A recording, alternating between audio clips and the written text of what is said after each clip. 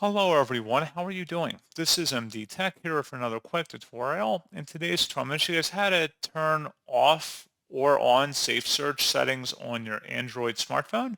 So if you have a Samsung Galaxy Android phone, for example, you can turn that on or off for web results like through the Google Chrome browser, for example. In today's tutorial, I'm going to show you guys how to make that setting modification. And without further ado, let's go ahead and jump right into it.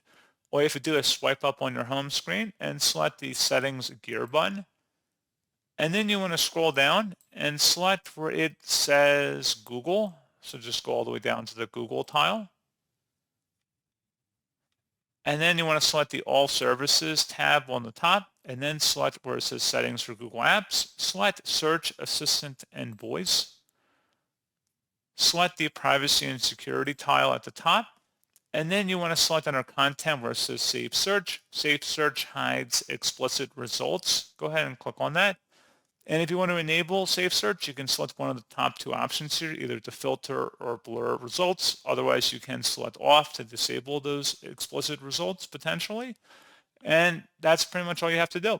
So pretty straightforward process on that, guys. And as always, thank you for watching.